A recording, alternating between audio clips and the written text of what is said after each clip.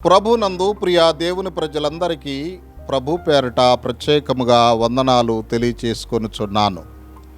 ప్రభునందు ప్రియ దేవుని బిడ్డలారా, త్రిత్వమునకు సంబంధించి మరొక ఎపిసోడ్, క్రొత్త నిబంధనలో త్రిత్వము. క్రొత్త నిబంధనలో త్రిత్వము. క్రొత్త నిబంధనలో త్రిత్వమును గూర్చి చాలా వివరముగా వ్రాయబడి ఉన్నది. అందులో కొన్ని ఉదాహరణలను మనం ధ్యానం చేద్దాం. మొదటి ఉదాహరణ, ప్రభువారు బాప్తిస్మం పొందిన సందర్భము, సంఘటన. మత్తయి సువార్త 3వ అధ్యాయం 16వ వచనం నుండి 17వ వచనం వరకు యేసు ప్రభువారు బాప్తిస్మం పొందిన సందర్భాన్ని మనం చూస్తాం. యేసు ప్రభువారు బాప్తిస్మం పొందిన సందర్భములో అక్కడ త్రిత్వము మనకు కనిపిస్తుంది. ప్రభునందు ప్రియ దేవుని బిడ్డలారా, తండ్రి అయిన దేవుడు స్వరము ద్వారా మాట్లాడాడు. మనకు తెలుసు, ఈయనే నా ప్రియ కుమారుడు, ఈయన యందు నేను ఆనందించుచున్నాను అని. ఇది తండ్రి అయిన దేవుని స్వరం. కుమారుడైన దేవుడు బాప్తిస్మ పొందాడు. పరిశుద్ధాత్మ దేవుడు పావుర రూపములో ప్రత్యక్షమయ్యాడు. ఇక్కడ ముగ్గురు వ్యక్తులు ఒకే సమయంలో మనకు కనిపిస్తారు. తండ్రి, కుమార, పరిశుద్ధాత్మ. ఇక్కడ ఏకత్వము, త్రిత్వము మనకు కనిపిస్తుంది. ఇక ప్రభునందు ప్రియ దేవుని బిడ్డలారా, రెండవ ఉదాహరణ, ప్రభు అయిన క్రీస్తు పరిశుద్ధాత్మను గూర్చి యోహాను సువార్తలో సాక్ష్యం ఇచ్చాడు. ఆ సాక్ష్యం ఇచ్చిన సందర్భంలో కూడా ఆయన మాటల్లో త్రిత్వము మనకు కనిపిస్తుంది. యోహాను సువార్త 14వ అధ్యాయం 26వ వచనంలో, తండ్రి యొద్ద నుండి మీ యొద్దకు నేను పంపబోవు ఆదరణకర్త, అనగా తండ్రి యొద్ద నుండి బయలుదేరు సత్యస్వరూపి అయిన ఆత్మ వచ్చినప్పుడు ఆయన నన్ను గూర్చి సాక్ష్యమిచ్చును. ప్రభునందు ప్రియ దేవుని బిడ్డలారా, తండ్రి యొద్ద నుండి బయలుదేరు పరిశుద్ధాత్మ. గమనించారా?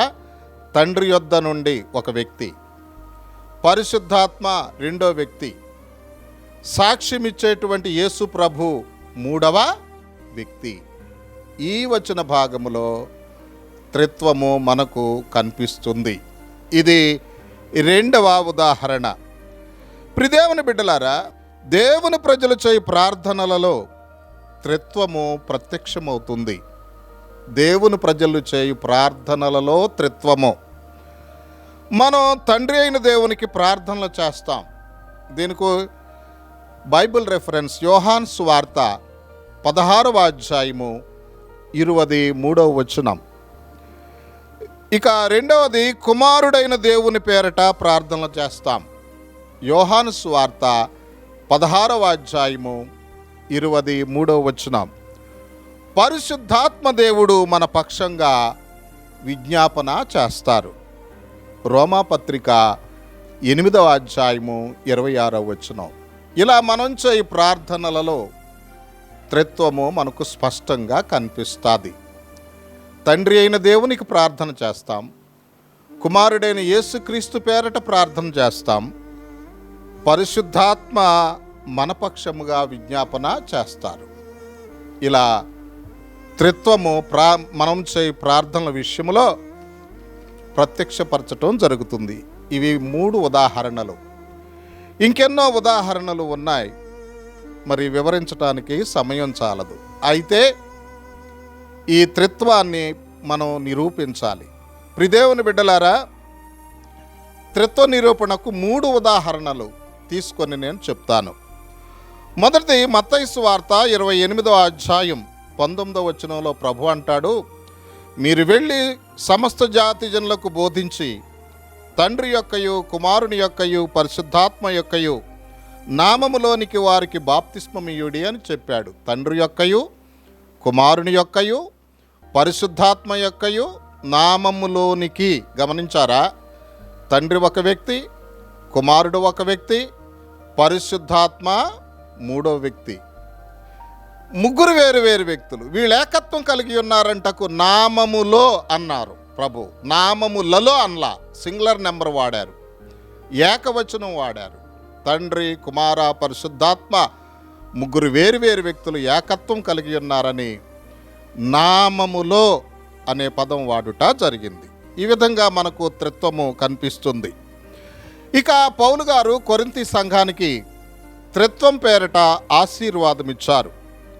2 కొరింథీ పత్రిక 13వ అధ్యాయం 14వ వచనములో, ప్రభు అయిన యేసుక్రీస్తు కృపయు దేవుని ప్రేమయు పరిశుద్ధాత్మ సహవాసమును మీకందరికీ తోడైయుండునుగాక అని ఆశీర్వాదం ఇచ్చారు. త్రిత్వం పేరట తండ్రి అయిన దేవుని ప్రేమ, కుమారుడైన యేసుక్రీస్తు వారి కృప, పరిశుద్ధాత్మ దేవుని యొక్క సహవాసం. ముగ్గురు వేరు వ్యక్తులను ఇక్కడ ఉపయోగించాడు పౌలు గారు, తండ్రిని, కుమారుణ్ణి, పరిశుద్ధాత్మని. వీరు ముగ్గురు అన్నింటిలో సరిసమానులంటకు వారు ముగ్గురు నుండి ఒకే ఆశీర్వాద వచనం వచ్చింది, తోడైయుండుట. తోడైయుండుట అనే ఆశీర్వాద వచనాన్ని వినియోగించుట జరిగింది. తండ్రి తోడై ఉంటాడు, కుమారుడు తోడై ఉంటాడు, పరిశుద్ధాత్మ తోడై ఉంటారు. ఈ ముగ్గురు అన్నింటిలో సరిసమానులంటకు ఈ ముగ్గురు నుండి ఒకే ఆశీర్వాద వచనమైన తోడై ఉండుట అనే పదాన్ని వినియోగించుట జరిగింది. ఇక త్రిత్వ నిరూపణకు 3వ ఉదాహరణ ప్రకటన గ్రంథం 1వ అధ్యాయము 4-5 వచనాలలో, వర్తమాన భూత భవిష్యత్ కాలంలో ఉన్నవాని నుండి, ఆయన సింహాసనం ఎదుటనున్న 7 ఆత్మల నుండి, నమ్మకమైన సాక్షియు, మృతుల్లో నుండి ఆది సంభూతుడిగా లేచినవాడును, భూపతులకు అధిపతి అయిన యేసుక్రీస్తు నుండి కృపా సమాధానములు మీకు కలుగునుగాక. ప్రియులారా, ఇక్కడ తండ్రిని చూపించాడు, కుమారుడిని చూపించాడు. వర్తమాన భూత భవిష్యత్ కాలంలో ఉన్న తండ్రి, కుమారుడు మృతుల్లో నుండి ఆది సంభూతుడిగా లేచాడని, పరిశుద్ధాత్ముడు 7 ఆత్మల నుండి అని. వీళ్ళ ముగ్గురు నుంచి ఒకే ఆశీర్వాద వచనం వచ్చింది, కృపా సమాధానములు తోడై ఉండునుగాక. ప్రియదేవుని బిడ్డలారా, ముగ్గురు నుండి ఒకే ఆశీర్వాద వచనం, కృపా సమాధానములు. అంటే ఒకే ఆశీర్వాద వచనం ముగ్గురు నుంచి వచ్చిందంటే ముగ్గురు అన్నింటిలో సరి సమానులు. కాబట్టి తండ్రి, కుమార, పరిశుద్ధాత్మ ముగ్గురు వేరు వ్యక్తులు, అన్నింటిలో సరిసమానులై ఉన్నారు గనుక ఆయన త్రిత్వము లేదా త్రియేక దేవునిగా నిరూపించబడ్డారు. ఇంకా చాలా వివరంగా చెప్పగలను. మీకెవరికైనా సందేహాలు ఉన్నట్లయితే స్క్రీన్ మీద ఉన్నటువంటి నా మొబైల్ నెంబర్కి కాల్ చేయండి, మీతో చాలా వివరంగా పంచుకోగలను. అప్పటి వరకు ప్రభువారు మిమ్మల్ని నిండారుగా ఆశీర్వదించుదురుగాక. ఆమేన్.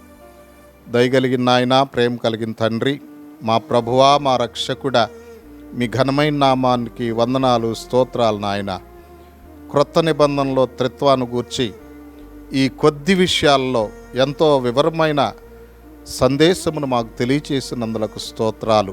వీటిని మా హృదయంలో పదిలపరుచుకొని త్రియేక దేవుడిని నాయన ప్రతిష్ఠించుకొని ఆరాధించే భాగ్యం మాకు దయచేయమని యేసుక్రీస్తు వారి శ్రేష్టమైన నామములో ప్రార్థించి స్తుతించి వేడుకొనుచున్నాము పరమ తండ్రి. ఆమేన్.